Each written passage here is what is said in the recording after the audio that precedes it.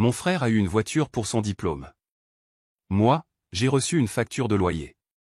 Je suis parti sans un mot, mais j'ai laissé une note. J'ai quitté la maison à 4h11 du matin un mardi, n'emportant rien d'autre qu'un sac de sport et 22 ans de rage refoulée. Mon frère a eu une voiture pour son diplôme universitaire, j'ai eu une facture de loyer. Ce soir-là, alors que ma famille célébrait le succès de Rowan avec du champagne et des félicitations, mon père m'a regardé droit dans les yeux et a exigé $800 par mois pour continuer à vivre dans la maison où j'avais été invisible toute ma vie. Il s'attendait à ce que je sourie, hoche la tête épais comme le bon petit paillasson que j'avais toujours été. Au lieu de cela, je leur ai écrit une lettre, pas un adieu, mais un reçu pour tout ce qu'ils m'avaient pris, et j'ai disparu avant le lever du soleil. Ils pensaient savoir qui était Vivien Hawthorne, la fille négligée, la déception de la famille, celle qui avait toujours été jusqu'à ce qu'elle craque. Ils étaient sur le point d'apprendre qu'ils s'étaient lourdement trompés sur toute la ligne. Juste avant que nous y revenions, j'adorerais savoir d'où vous regardez aujourd'hui, et si vous appréciez ces histoires, assurez-vous d'être abonné. J'aurais dû savoir que quelque chose n'allait pas quand ma mère m'a demandé de mettre la belle vaisselle en porcelaine pour le dîner du dimanche. La famille Hawthorne n'utilisait la belle vaisselle en porcelaine que pour 2 occasions, Noël et quand quelqu'un était sur le point de recevoir de mauvaises nouvelles. Je m'appelle Vivien Hawthorne, et j'avais 22 ans quand mon monde s'est fissuré comme un œuf heurtant le béton. Mais les fissures se formaient depuis des années, des fissures capillaires dans ce que tout le monde croyait être un portrait de famille parfait. Grandir dans la maison Hawthorne signifiait apprendre à lire entre les lignes. Mon père, Dean, parlait par ordre déguisé en suggestions. Ma mère, Mara, perfectionnait l'art de tout dire sans rien dire du tout. Et mon frère, Rowan Rowan était l'enfant prodige qui ne pouvait rien faire de mal, même quand il faisait tout de travers. Je me souviens de la première fois où j'ai vraiment compris à quel point Rowan et moi étions différents aux yeux de nos parents. J'avais 14 ans, Rowan en avait 16. Il avait pris la BMW de papa pour une virée avec ses amis et l'avait encastrée dans la boîte aux lettres des Henderson, 3 pâtés de maison plus loin. Quand papa l'a découvert, il n'a pas crié sur Rowan. Au lieu de cela, il s'est tourné vers moi avec ses yeux gris et froids et a dit « Pourquoi ne m'as-tu pas dit qu'il préparait ça ? Tu savais, n'est-ce pas ?» Je ne savais pas. J'étais dans ma chambre à faire mes devoirs, comme toujours. Mais d'une manière ou d'une autre, l'erreur de Rowan est devenue ma faute pour ne pas l'avoir empêché. C'était la première règle que j'ai apprise dans la maison Hawthorne, quand Rowan faisait une bêtise, tous les autres étaient responsables de ne pas l'avoir arrêté. La deuxième règle que j'ai apprise était que les apparences comptaient plus que la vérité. Pendant que je cumulais 2 emplois à temps partiel et suivais des cours en ligne pour économiser de l'argent, Rowan vivait dans une résidence universitaire à l'université d'État, ses frais de scolarité entièrement payés par maman et papa. Quand les voisins nous posaient des questions sur nous, maman rayonnait et disait « Rowan étudie le commerce, et Vivian prend son temps pour trouver sa voie. » Prendre mon temps, comme si travailler 60 heures par semaine tout en obtenant mon diplôme était une sorte de vacances de luxe. La troisième règle était la plus cruelle, l'amour était conditionnel, et je n'avais pas rempli les conditions. Au moment où la remise des diplômes de Rowan approchait, j'avais perfectionné l'art d'être invisible. Je gardais la tête basse, mes notes élevées, et mes rêves assez petits pour tenir dans le coin exigu de notre maison que j'appelais mon foyer. J'avais lancé une petite entreprise en ligne de vente de bijoux faits à la main, rien d'extraordinaire, mais c'était à moi. Quand je l'ai mentionné au dîner un soir, papa m'a regardé par-dessus ses lunettes de lecture et a souri avec mépris. Toujours en train de jouer à faire semblant avec des livres et des travaux manuels, je vois. Quand vas-tu prendre ton avenir au sérieux, Vivian ? Je voulais lui dire que j'étais sérieuse. Je voulais lui montrer mon plan d'affaires, les avis de mes clients, mon compte d'épargne qui grossissait. Mais Rowan a choisi ce moment pour annoncer qu'il avait été sélectionné pour la liste du doyen, et, comme ça, la conversation s'est détournée de moi. C'était toujours comme ça. Le dîner du dimanche qui a tout changé a commencé comme tous les autres. Rowan était assis à la droite de papa, nous régalant d'histoires de sa dernière année. Maman buvait chacune de ses paroles, posant des questions de suivi et riant à ses blagues. J'étais assise en face d'eux, coupant mon rôti de bœuf en morceaux de plus en plus petits, me demandant si quelqu'un remarquerait si j'arrêtais simplement de me présenter à ces représentations. Alors, Rowan, dit papa, posant son verre de vin avec cérémonie, ta mère et moi avons discuté de ton cadeau de fin d'études. Les yeux de Rowan s'illuminèrent. Vous n'étiez pas obligé de m'offrir quoi que ce soit, papa. Le diplôme est un cadeau suffisant. Mais sa voix portait ce ton d'anticipation qui signifiait qu'il s'attendait absolument à quelque chose, et quelque chose de gros. Maman joignit les mains comme si elle assistait à une demande en mariage. Oh, Dean, devrions-nous le lui dire maintenant? Pourquoi pas? Rowan, mon fils, nous te donnons la Camry. Mais pas l'ancienne. Nous t'en avons acheté une toute neuve, blanc nacré, intérieur cuir, tout le tralala. La fourchette glissa de ma main et retentit contre mon assiette. Une nouvelle voiture. Une voiture toute neuve pour Rowan, qui avait accidenté la BMW de papa, qui avait eu 3 excès de vitesse l'année dernière, qui n'avait jamais eu d'emploi de sa vie. Waouh, papa. Merci. Merci beaucoup. La voix de Rowan se brisa d'une émotion sincère et, un instant, je revis le petit garçon qu'il avait été, celui qui construisait des forts en couverture avec moi et partageait ses bonbons d'Halloween. Tu l'as mérité, mon fils. 4 ans de travail acharné, diplômé avec mention. Nous sommes fiers de toi. Je me suis éclairci la gorge. C'est vraiment merveilleux, Rowan. Félicitations. Et je le pensais. Malgré tout, j'étais heureuse pour mon frère. Mais je n'ai pas pu m'empêcher de demander, alors, qu'arrive-t-il à l'ancienne Camry? Papa et maman échangèrent un regard, une de ces conversations télépathiques de couples mariés qui se produisent dans l'espace entre 2 battements de cœur. Eh bien, Vivien, dit maman prudemment, nous voulions te parler de ça. Maintenant que Rowan est diplômé et que tu ne vivras plus très longtemps à la maison. Que veux-tu dire, demandai-je, bien qu'une terreur froide s'installait déjà dans mon estomac. Papa se pencha en arrière dans sa chaise, adoptant sa posture de salle de conseil. Tu as 22 ans, Vivian. Il est temps que tu commences à contribuer davantage à ce foyer. Nous avons décidé que tu dois commencer à payer un loyer, $800 par mois, dû le premier dimanche de chaque mois. La pièce devint silencieuse, à l'exception du tic-tac de l'horloge antique de maman sur la cheminée. $800. C'était plus de la moitié de ce que je gagnais avec mes 2 emplois combinés. Je ne comprends pas, dis-je doucement. Rowan a vécu ici gratuitement jusqu'à ses 22 ans. Il n'a jamais payé de loyer pendant les étés ou les vacances d'hiver. Rowan était à l'université, dit papa, comme si cela expliquait tout. Je suis aussi à l'université. J'obtiens mon diplôme en ligne. C'est différent, et tu le sais. Les cours en ligne ne sont pas la même chose qu'une véritable expérience universitaire. De plus, Rowan était concentré sur ses études. Toi, tu travailles, ce qui signifie que tu peux te permettre de contribuer. La logique était si tordue qu'elle me donnait le vertige. J'étais puni pour avoir travaillé, pour avoir été responsable, pour avoir essayé de faire quelque chose de moi-même sans leur aide. Quand avez-vous besoin que cela commence, demandai-je. Dimanche prochain. Premier paiement. Et, Vivien, la voix de papa portait ce ton qui signifiait que la conversation était terminée, c'est comme ça que ça va se passer. J'ai regardé maman, espérant un signe de soutien, une reconnaissance que c'était injuste. Elle étudiait attentivement sa manucure, les lèvres pincées en une fine ligne. Vous ne trouvez pas cela étrange du tout, lui demandai-je directement. Elle leva enfin les yeux, et pendant un instant, je crus voir quelque chose comme du regret dans ses yeux. Mais ensuite, elle redressa les épaules et dit, « Ton père a raison, ma chérie. Il est temps que tu grandisses. » Rowan n'avait pas dit un mot pendant tout cet échange. Quand je l'ai regardé, il fixait ses mains, mais il y avait quelque chose dans son expression qui ressemblait presque à de la suffisance, ou peut-être était-ce juste mon imagination colorée par la blessure et la colère. $800, répétai-je. Dimanche prochain? C'est exact, dit papa. Il prit son verre de vin et le leva bien haut.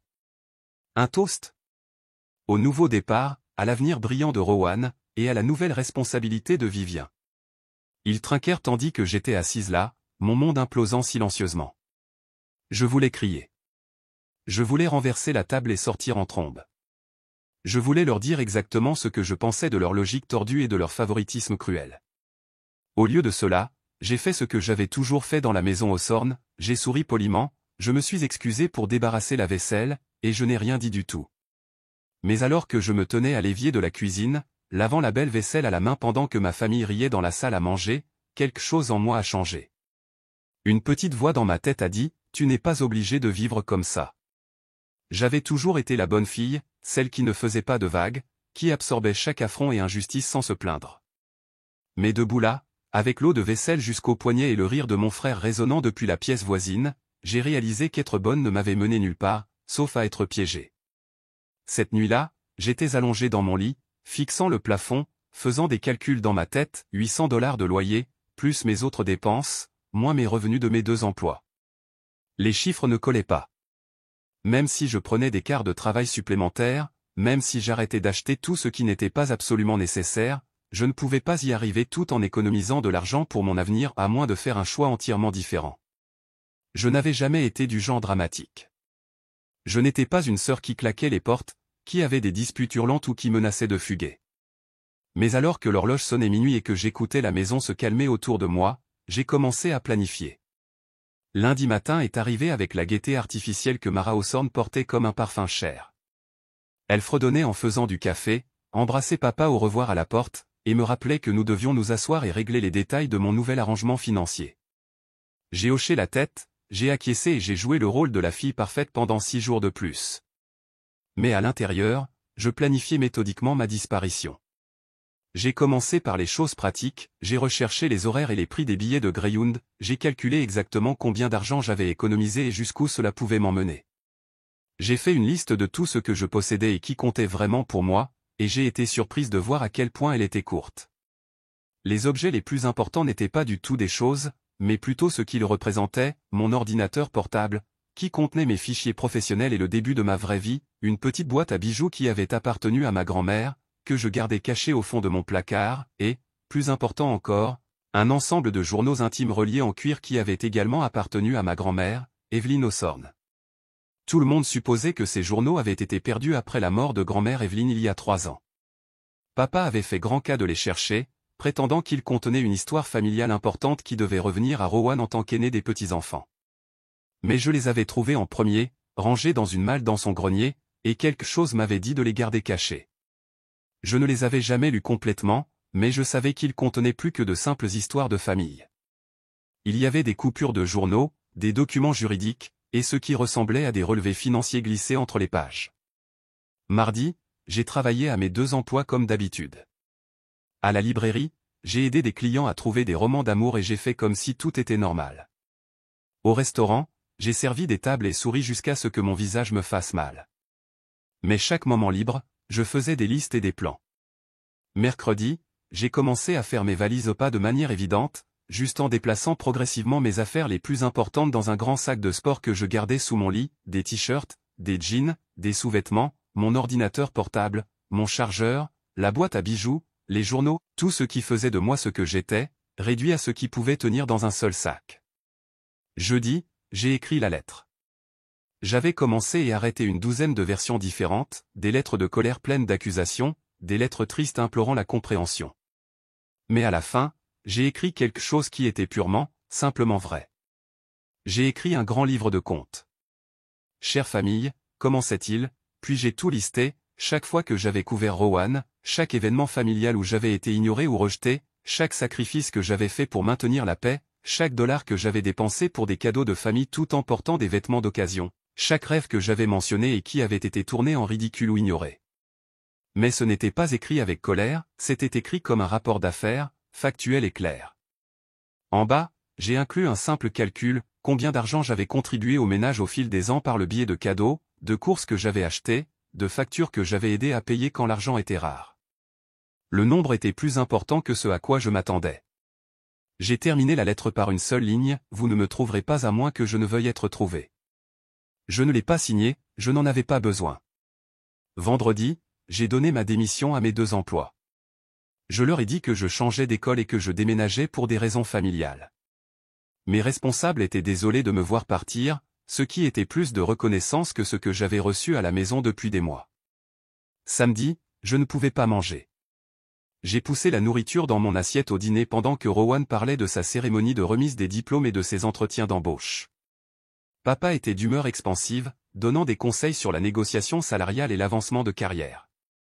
Maman m'a demandé si je voulais venir faire du shopping avec elle pour une nouvelle robe pour la remise des diplômes de Rowan. Je ne peux pas, ai-je dit. Je dois travailler. Bien sûr que tu dois, dit papa, sans lever les yeux de son journal. Travailler, travailler, travailler. C'est tout ce que tu fais, Vivien. Tu devrais essayer de t'amuser de temps en temps. s'il savait seulement que dans moins de 12 heures, je serais parti. Cette nuit-là, je n'ai pas dormi. J'étais allongé dans mon lit, écoutant les bruits de ma famille s'installant pour la nuit, papa ronflant au bout du couloir, le programme de télévision de fin de soirée de maman jouant doucement, la musique de Rowan s'infiltrant à travers les murs minces. À 3h30 du matin, je me suis habillé, jean, chaussures confortables, un sweatshirt à capuche. J'ai mis mon sac de sport sur mon épaule et j'ai jeté un dernier regard à ma chambre. Elle ne m'avait jamais vraiment appartenu de toute façon. Les murs étaient toujours peints du rose pâle que maman avait choisi quand j'avais 7 ans, et la plupart des meubles étaient des occasions d'autres membres de la famille. Il n'y avait rien ici qui me regretterait. J'ai descendu les escaliers en rampant dans le noir, évitant la 3e marche qui grinçait toujours, et la latte de plancher lâche près de la porte de la cuisine. Dans la faible lumière des lampadaires, j'ai laissé ma lettre sur la table de la cuisine où maman la trouverait avec son café du matin. Puis je suis sorti par la porte d'entrée et je n'ai jamais regardé en arrière. La gare routière était presque vide à 4h11 du matin, juste moi, un agent de sécurité à l'air fatigué, et une femme avec 2 jeunes enfants qui n'arrêtaient pas de regarder l'horloge et de vérifier son téléphone. J'ai acheté un billet pour une ville à 4 états de là, payé en espèces, et je me suis installé pour attendre. Alors que le bus quittait la gare, j'ai regardé ma ville natale disparaître dans les vitres sombres. J'aurais dû avoir peur, j'aurais dû me sentir coupable. Au lieu de cela, j'ai ressenti quelque chose que je n'avais pas éprouvé depuis des années, la liberté. J'avais soigneusement planifié ma destination. Helena Morrison vivait dans une ville universitaire de taille moyenne où je pouvais me fondre facilement. C'était ma marraine, bien que je ne l'ai pas vue depuis mon enfance. Plus important encore, c'était quelqu'un que papa ne pouvait ni manipuler ni intimider.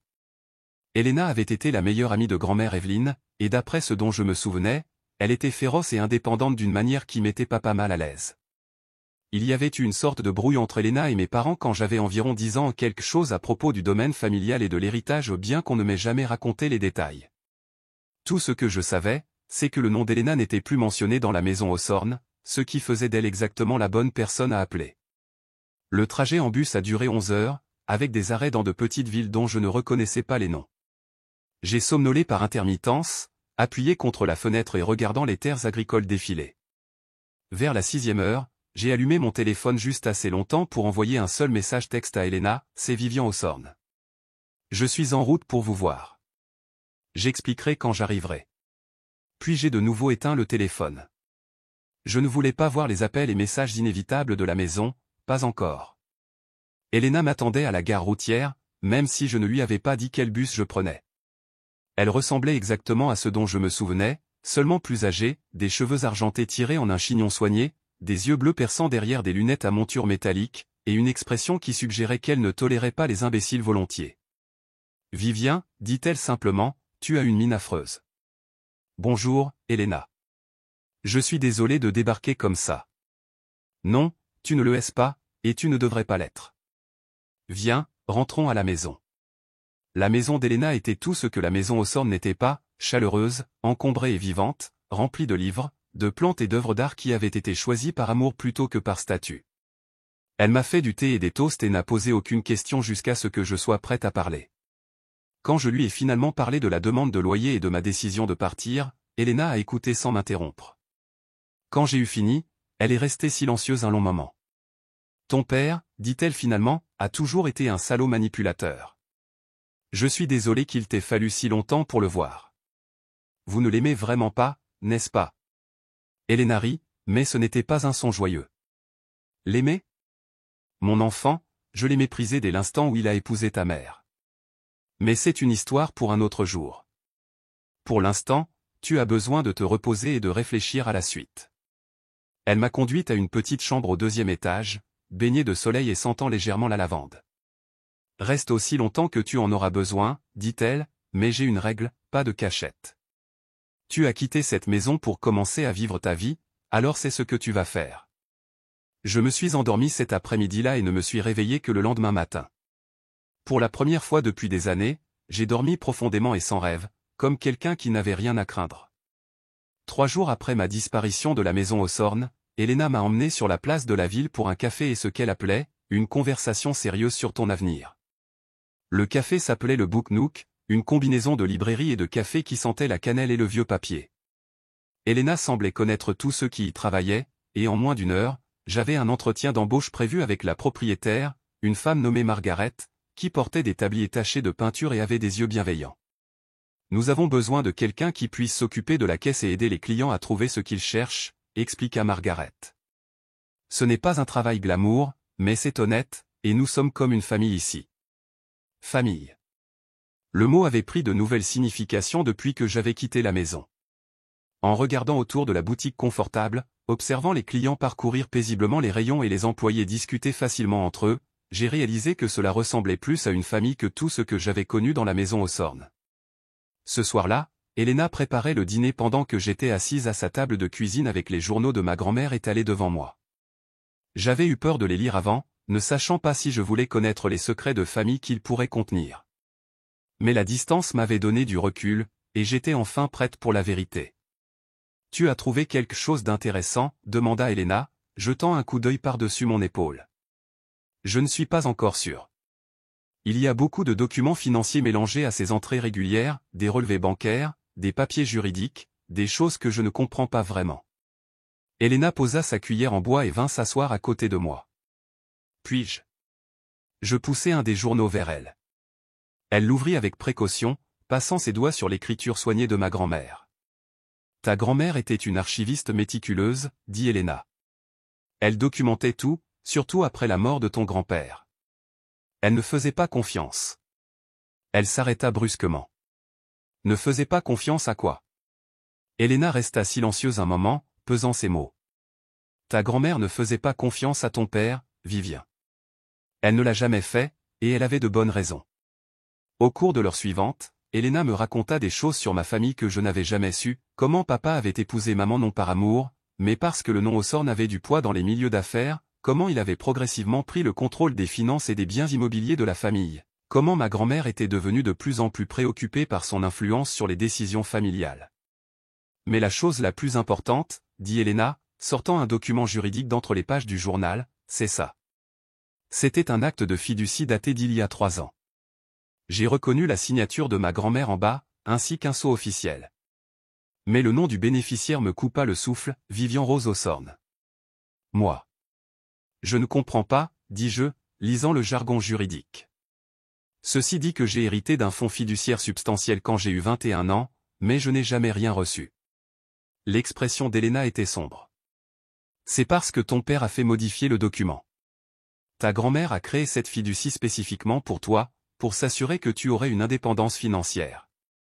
Médine a réussi à obtenir une procuration lorsque tu as été hospitalisé cette fois-là, pendant ta dernière année. Quand j'ai eu ma dépression nerveuse, terminai-je doucement. C'était la période la plus sombre de ma vie, luttant contre la dépression et l'anxiété tout en essayant de suivre les cours et le travail. J'avais passé 2 semaines dans un établissement psychiatrique, recevant l'aide dont j'avais besoin pour stabiliser ma santé mentale. Il a utilisé cette procuration pour rediriger les fonds fiduciaires. Légalement, c'était du vol, mais il l'a fait assez habilement pour que cela paraisse légitime sur le papier. Je fixai le document entre mes mains. De combien d'argent parlons-nous ? Assez pour payer tes études universitaires, démarrer une entreprise, acheter une maison. Assez pour t'assurer que tu n'aurais jamais à dépendre de qui que ce soit d'autre. La voix d'Elena était amère. Ta grand-mère savait exactement quel genre d'homme était ton père, et elle voulait te protéger de lui. La pièce semblait tourner autour de moi. Toutes ces années à cumuler plusieurs emplois, à racler les fonds de tiroir pour les manuels scolaires et les réparations de voitures, à écouter les leçons de papa sur la responsabilité financière et il y avait eu de l'argent qui m'appartenait de droit, de l'argent qui aurait pu tout changer. Il y a plus, dit Elena doucement. Elle sortit un autre document, celui-ci plus récent. Je pense que ton frère pourrait aussi avoir été impliqué. C'était un formulaire d'inscription à l'université avec ma signature en bas sauf que je n'avais jamais vu ce formulaire de ma vie. Ceci autorisait le transfert de l'épargne études de ton compte vers les paiements des frais de scolarité de Rowan, expliqua Elena. La signature ressemble à la tienne, mais ce n'est pas la mienne. J'examinai la signature de près. Elle ressemblait à mon écriture, mais les boucles étaient légèrement différentes, la pression inégale. Rowan s'entraînait à copier ma signature quand nous étions enfants, il trouvait ça drôle. La trahison me blessa plus profondément que tout ce que papa avait fait. Rowan savait. Il devait savoir qu'il utilisait de l'argent qui m'appartenait ou de l'argent que notre grand-mère avait spécifiquement mis de côté pour mon avenir. Elena tendit la main par-dessus la table et me serra la main. Je suis désolé, ma chérie. Je sais que c'est beaucoup à digérer. Que puis-je faire à ce sujet, demandai-je. Y a-t-il un moyen de récupérer l'argent? Peut-être. Je connais un avocat spécialisé dans ce genre d'affaires. Il s'appelle Archer Delaney, et il a aidé d'autres familles confrontées à des abus financiers et à la fraude. Mais ce ne sera pas facile, et ce ne sera pas rapide. Cette nuit-là, je ne pouvais pas dormir. Je n'arrêtais pas de penser à toutes les fois où je m'étais senti coupable de ne pas pouvoir contribuer davantage aux dépenses familiales, toutes les fois où je m'étais demandé si j'étais paresseuse ou démotivée parce que je n'arrivais pas à m'en sortir financièrement. La vérité était que j'avais été sabotée depuis le début. Mais à côté de la colère et de la blessure, je ressentais autre chose, de la détermination. Pour la première fois de ma vie, j'avais un ennemi clair contre lequel me battre, non pas ma propre incompétence ou ma malchance, mais un vol délibéré et calculé. Le lendemain matin, Elena me conduisit au bureau d'Archer Delaney. Il était plus jeune que ce à quoi je m'attendais, peut-être au début de la quarantaine, avec des tempes grisonnantes et le genre de calme qui vous mettait immédiatement en confiance. Des cas comme celui-ci sont plus courants que vous ne le pensez, me dit-il après avoir examiné les documents. Les membres de la famille ayant une procuration abusent souvent de cette autorité, surtout lorsqu'il y a des actifs importants en jeu. La bonne nouvelle, c'est que nous avons une documentation solide. Votre grand-mère était très minutieuse. Quelle est la mauvaise nouvelle, demandai-je. Ça va prendre du temps, et votre famille ne va pas aimer ça. Êtes-vous prête à ce qu'il riposte? J'ai pensé aux yeux gris et froids de papa et à son talent pour faire sentir les gens petits. J'ai pensé aux commentaires passifs-agressifs de maman et à sa capacité à tordre n'importe quelle situation pour se faire passer pour la victime. J'ai pensé au sourire narquois de Rowan au dîner du dimanche quand papa avait exigé l'argent du loyer. Qu'ils se battent, dis-je. Je ne reculerai pas cette fois. Archer sourit. Bien. Elena m'a dit que vous aviez du cran. Commençons. Au cours de la semaine suivante, pendant que je m'installais dans mon nouveau travail au Book Nook et que j'essayais de construire une sorte de routine normale, Archer commença le processus juridique d'enquête sur la fraude fiduciaire. Il déposa des documents, demanda des relevés bancaires et envoya des notifications officielles à toutes les parties concernées. Pendant ce temps, j'ai commencé à recevoir des messages sur mon téléphone, d'abord de maman, suppliante et inquiète, « Vivien, s'il te plaît, appelle-nous. Nous sommes si inquiets pour toi. Quel que soit le problème, nous pouvons le régler. » Puis de papa, autoritaire et exigeant, « Ce comportement enfantin doit cesser immédiatement. Tu embarrasses la famille. Rentre à la maison maintenant, et nous oublierons tout ça. » Enfin, de Rowan, « Vive, qu'est-ce qui se passe, bordel? Maman pleure tout le temps, et papa est furieux. Que as-tu dit dans cette lettre? Rappelle-moi, d'accord? Je n'ai répondu à aucun d'eux, mais j'ai observé de loin comment ma disparition commençait à affecter leur monde soigneusement construit. Maman a posté sur les réseaux sociaux, demandant si quelqu'un m'avait vu, décrivant cela comme « une affaire familiale urgente ».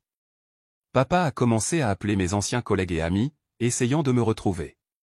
Le développement le plus intéressant est survenu lorsque Rowan s'est fait arrêter pour conduite en état d'ivresse.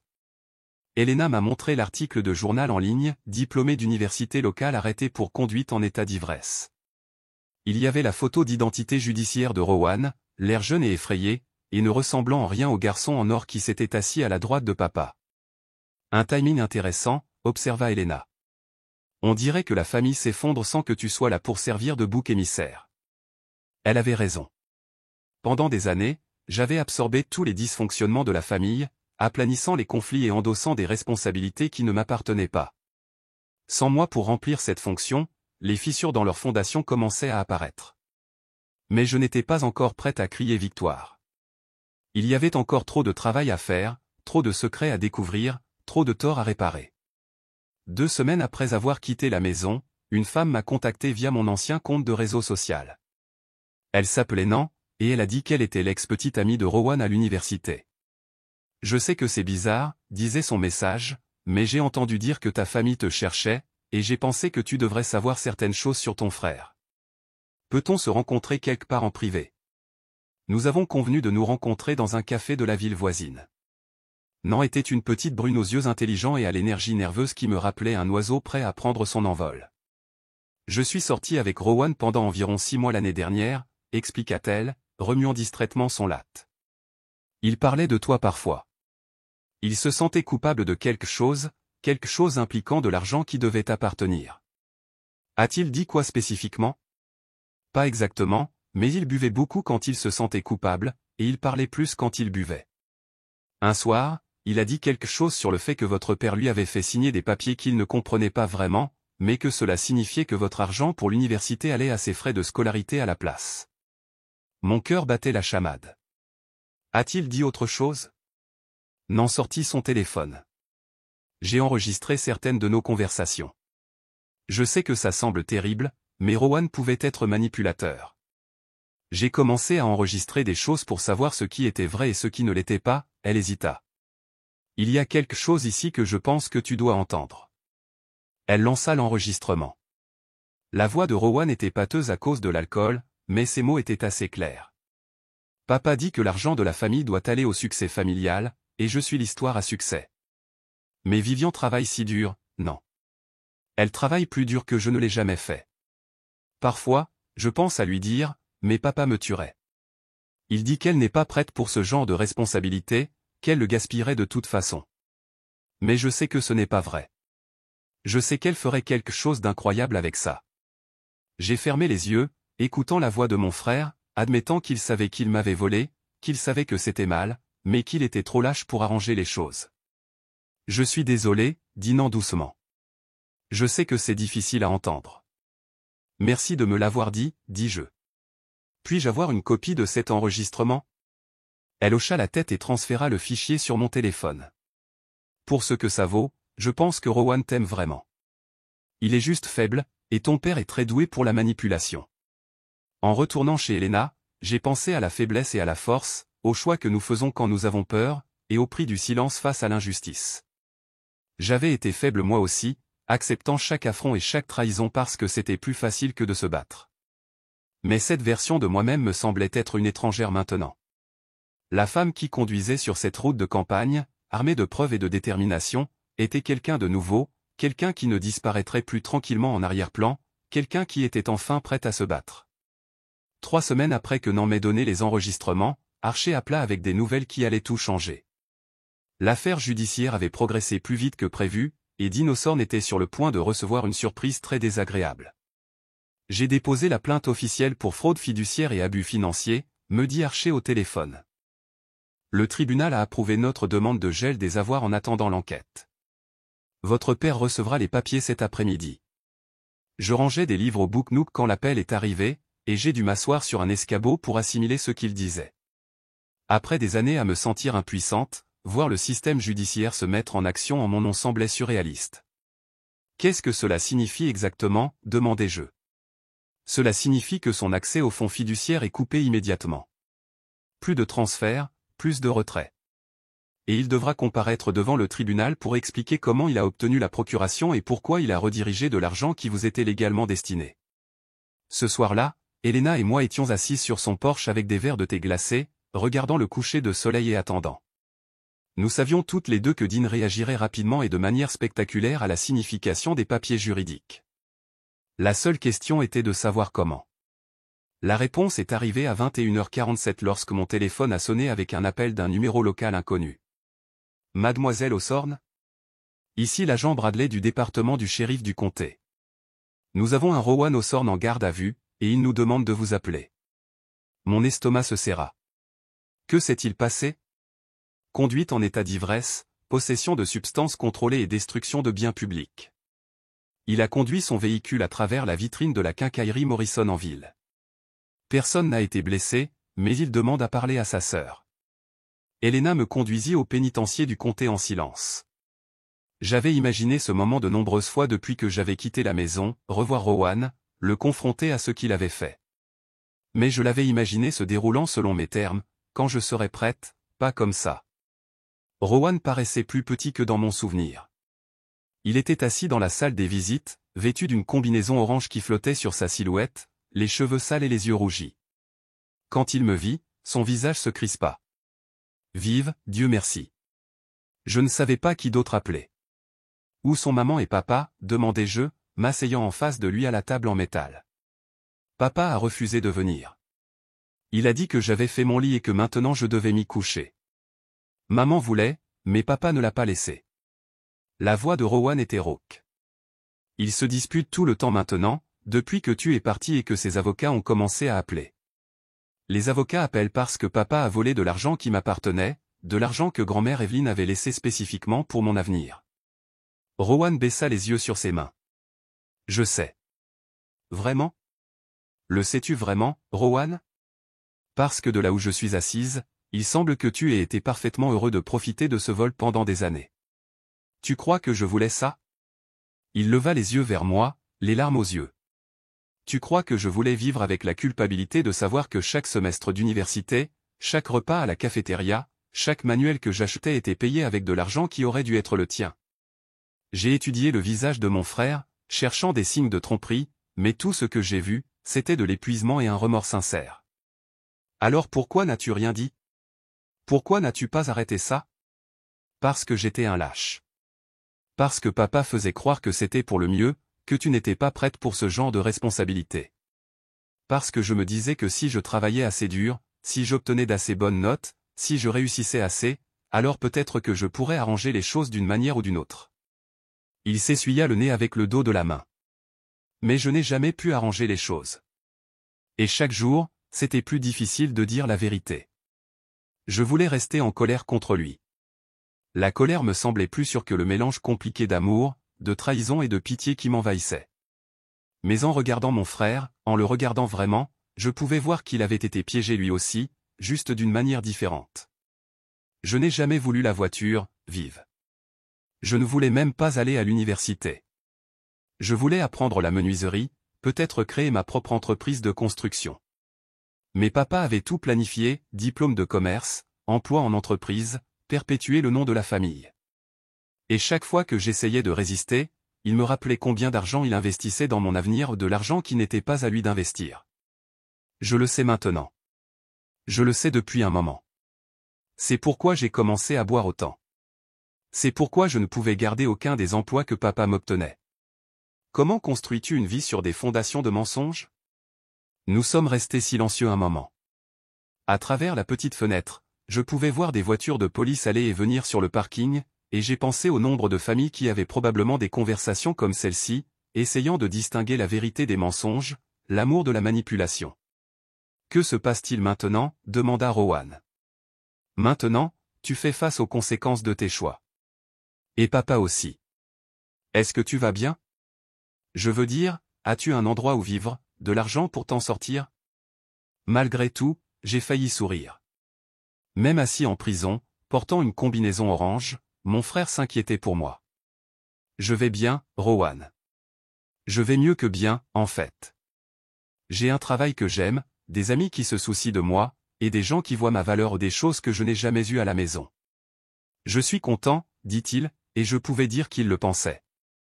Je suis content que tu sois parti. Quand j'ai quitté la prison cette nuit-là, j'ai ressenti quelque chose d'inattendu, une forme de clôture.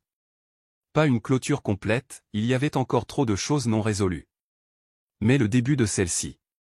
Rowan n'était pas le méchant que j'avais construit dans mon esprit. Il était juste une personne faible qui avait fait de mauvais choix, et maintenant il en affrontait les conséquences. Le vrai méchant était toujours assis dans la maison aux Sornes, planifiant probablement son prochain coup. 2 jours plus tard, les nouvelles locales ont repris l'arrestation de Rowan, le fils d'un homme d'affaires éminent arrêté lors d'un incident au centre-ville. L'article était bref mais préjudiciable, mentionnant la position de papa dans plusieurs conseils d'administration et son implication dans la politique locale. Elena m'a montré les commentaires en ligne, qui allaient de la sympathie à la sauvagerie, pauvre gamin, trop de pression de sa famille. Garçon riche gâté enfin confronté à la réalité. Tel père, tel fils. La corruption est de famille chez eux. Ce dernier commentaire s'est avéré prophétique. À la fin de la semaine, les ennuis judiciaires de papa lui avaient coûté son poste au conseil d'administration de Lakefield Industries, le plus grand employeur de notre ville natale. L'entreprise a publié une déclaration sur le maintien des normes éthiques les plus élevées et la nécessité pour les membres du conseil de modéliser un comportement approprié. J'ai appris le licenciement de papa par Margaret à la librairie, qu'il avait entendu d'une cliente dont le mari travaillait à Lakefield. Apparemment, ce n'était pas seulement l'affaire judiciaire, me dit Margaret alors que nous déballions une livraison de nouveaux romans. Il y avait déjà des questions sur certaines de ces transactions commerciales. Cela leur a juste donné l'excuse dont ils avaient besoin. Ce soir-là, alors que je fermais la boutique, mon téléphone sonna. Le numéro de maman apparut à l'écran, et après un moment d'hésitation, je répondis. « Vivian ? Oh, Dieu merci, ma chérie. Nous devons parler. » La voix de maman était différente de ce dont je me souvenais, plus petite, plus fragile. Le papillon social confiant qui avait organisé des dîners et des déjeuners de charité avait disparu, remplacé par quelqu'un qui semblait perdu et effrayé. « Bonjour, maman. Pouvons-nous nous rencontrer quelque part, s'il te plaît ? Il y a des choses que tu dois savoir, des choses que j'aurais dû te dire il y a des années. » Contre mon meilleur jugement, j'ai accepté de la rencontrer dans un restaurant à 2 villes de là. Elle était déjà là quand je suis arrivé, assise dans une banquette d'angle, les mains serrées autour d'une tasse de café. Elle paraissait plus âgée, plus mince, comme quelqu'un qui n'avait pas bien dormi ou mangé. « Tu as l'air bien, dit-elle quand je me suis assise en face d'elle. En bonne santé. Heureuse, même. Je suis heureuse, maman. Pour la première fois depuis des années. Maman hocha la tête, les larmes montant à ses yeux. Je suis contente. Je suis si contente. Elle plongea la main dans son sac à main et en sortit une petite boîte en carton. Je t'ai apporté quelque chose. Des choses qui auraient dû t'appartenir il y a longtemps. À l'intérieur de la boîte se trouvaient des lettres, des dizaines d'entre elles, toutes adressées à moi avec l'écriture distinctive de ma grand-mère. Elle t'écrivait tous les mois après avoir déménagé à la maison de retraite médicalisée, expliqua maman. Des cartes d'anniversaire, des cartes de Noël, juste des petits mots pour te dire qu'elle pensait à toi. Dean disait que ça te contrarierait de les recevoir, que tu étais trop occupé par l'école et le travail pour t'embêter avec les divagations d'une vieille femme. J'ai sorti une des lettres au hasard. Elle était datée de seulement 6 mois avant la mort de grand-mère Evelyne, et elle était pleine d'encouragement concernant mes cours en ligne et ma petite entreprise, de fierté pour mon éthique de travail, et de douces questions sur mes rêves pour l'avenir.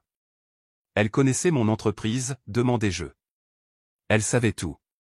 Elle se tenait au courant de toi par Elena, et par moi quand j'étais assez courageuse pour lui dire la vérité. La voix de maman se brisa. Elle t'aimait tellement, Vivien. Elle était si fière de la femme que tu devenais. La dernière lettre dans la boîte était différente des autres. Elle était scellée et portait la mention « À n'ouvrir que si Dean essaie de prendre ce qui t'appartient ». Les mains tremblantes, j'ai brisé le sceau et déplié la lettre. Les mots de ma grand-mère étaient clairs et directs « Ma très chère Vivien, si tu lis ceci, alors mes pires craintes concernant ton père se sont réalisées.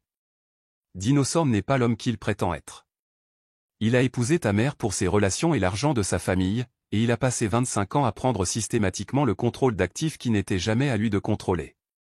Le fonds fiduciaire que j'ai établi pour toi n'est qu'une partie de ce qu'il a volé.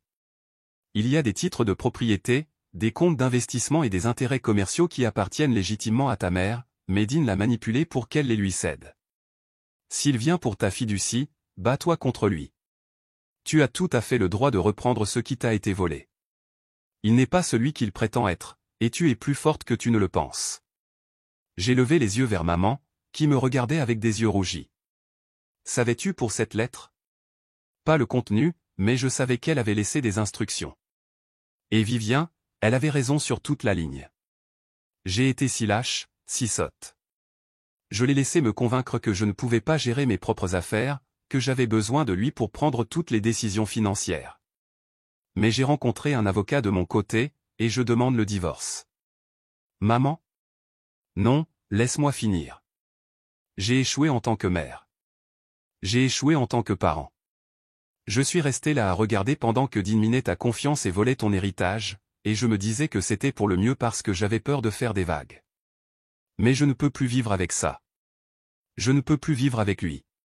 Nous avons parlé pendant 3 heures dans ce restaurant.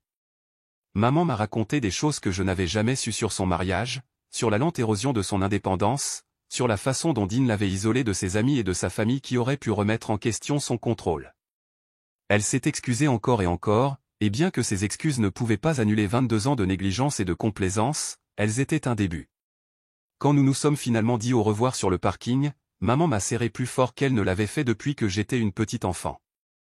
Je sais que je ne mérite pas le pardon, dit-elle, mais j'espère qu'un jour tu seras prête à essayer à nouveau. Selon tes conditions, cette fois.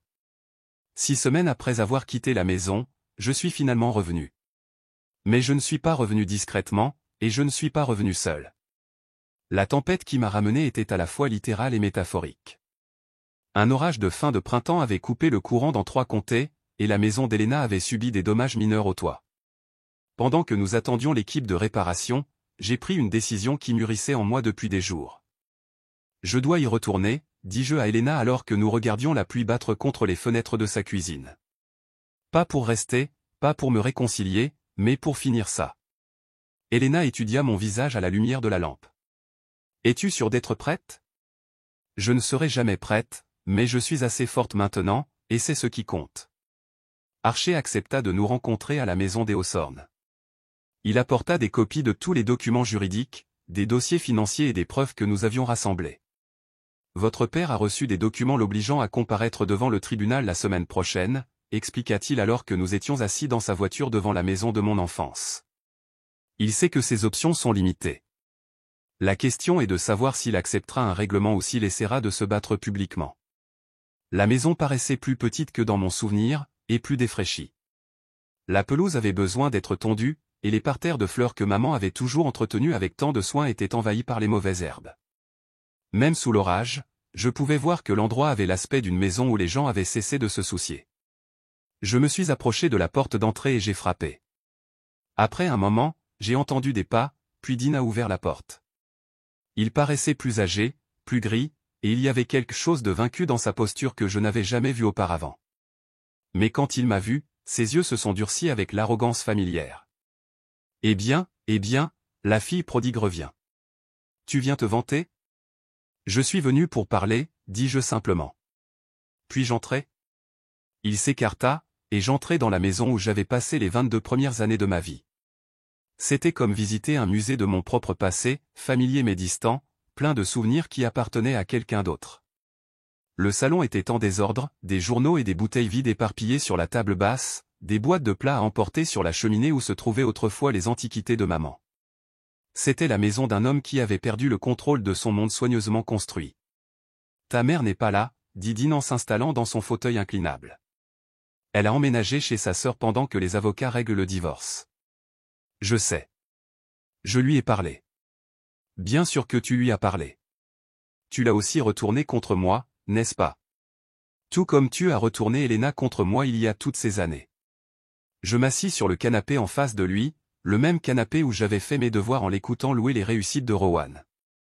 Je n'ai retourné personne contre toi, papa. Ils ont vu qui tu étais vraiment, et ils ont fait leur propre choix. C'est ce que tu crois qu'il s'est passé? Tu te prends pour une sorte d'héroïne dans cette histoire? Non, dis-je.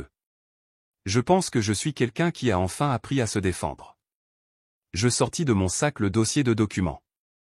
Je sais pour le fonds fiduciaire. Je sais pour les signatures falsifiées. Je sais pour la procuration dont tu as abusé quand j'étais hospitalisé. Je sais tout. Dean jeta un coup d'œil au papier mais ne les prit pas, tu ne sais rien. Tu es une fille naïve qui a été manipulée par des gens qui détestent cette famille. Cette famille? J'ai failli rire. Papa, il n'y a plus de famille. Rowan est en cure de désintoxication. Maman a demandé le divorce. Je ne reviendrai jamais. La seule chose qui reste, c'est toi, assis seul dans cette maison, entouré par les décombres de ce que tu as détruit. Pendant un instant, son masque glissa, et je vis quelque chose qui aurait pu être de la peur ou du regret. Mais ensuite l'arrogance revint. Tu veux l'argent? Bien, prends-le. Vois jusqu'où ça te mènera dans le monde réel, où personne ne se soucie de tes sentiments ou de tes tendres sensibilités. Je ne veux plus de ton argent, dis-je, et je le pensais. Je veux que tu signes des aveux reconnaissant ce que tu as fait. Je veux que tu présentes des excuses publiques à maman et à moi. Et je veux que tu cherches de l'aide, parce que quoi que ce soit qui t'ait transformé en ce genre de personne, il n'est pas trop tard pour changer. Dean me fixa longuement, puis il se mit à rire, un rire amer et brisé qui n'avait rien d'humoristique. De l'aide? Tu crois que j'ai besoin d'aide?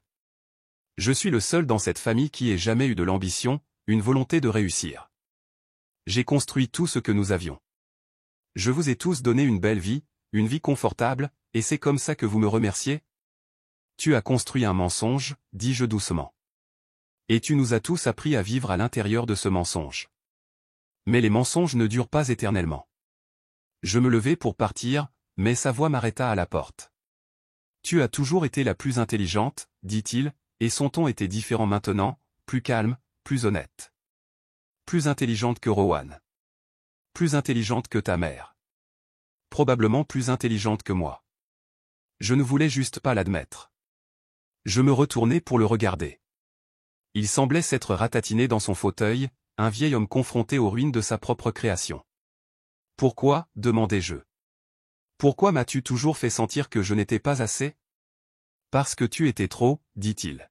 « Tu avais tout ce que j'avais toujours voulu, l'intelligence, l'intégrité, le respect des gens qui comptaient. Et j'avais peur que si je te laissais briller, tout le monde verrait à quel point j'étais terne. Ce n'étaient pas des excuses, mais c'était la chose la plus proche de l'honnêteté que j'ai jamais entendue de sa part. Et à ce moment-là, j'ai ressenti quelque chose d'inattendu, de la pitié. Je suis désolé que tu aies ressenti ça, dis-je. Mais c'était ton choix, et tu dois vivre avec les conséquences. Alors que j'atteignais la poignée de la porte, il parla une dernière fois. La maison, dit-il. Je la cède au refuge pour femmes du centre-ville. L'idée de ta mère. Elle a dit que quelque chose de bien devrait sortir de cet endroit. J'ai hoché la tête. C'est un bon choix. Elena attendait dans la voiture quand je suis sorti, et elle a pu voir sur mon visage que la conversation ne s'était pas déroulée comme prévu. « Comment te sens-tu » demanda-t-elle alors que nous nous éloignions. « Triste, admis-je. »« Et libre. » 3 mois plus tard, Dean signa l'accord de règlement. Il restitua l'argent du fonds fiduciaire, reconnut la fraude par écrit et accepta des travaux d'intérêt général au lieu de poursuites pénales. Il entama également une thérapie, bien que je n'ai aucune idée si cela l'aiderait. Mais c'était son chemin à parcourir, pas le mien. 2 ans plus tard, je me tenais devant un auditorium bondé à l'université d'État, regardant 200 visages impatients d'entendre ce que j'avais à dire. La bannière derrière moi disait « Trouver sa voie, un atelier sur l'indépendance émotionnelle et financière ». Je m'appelle Vivian Ossorne, commençai-je. Et je veux vous raconter le jour où j'ai disparu de ma propre vie et comment j'ai retrouvé mon chemin vers moi-même. L'atelier faisait partie d'une série que j'avais développée par le biais de l'organisation à but non lucratif que je dirigeais maintenant, un centre d'aide juridique et de conseil pour les jeunes adultes ayant subi des abus financiers ou une manipulation émotionnelle de la part de membres de leur famille. Elena et moi l'avions fondé ensemble, avec Archer comme conseiller juridique et Margaret du Book Nook comme coordinatrice des bénévoles. Nous l'avions appelé Seconde Chance, et en 2 ans, nous avions aidé près de 300 personnes à reprendre leur vie et leurs droits en main.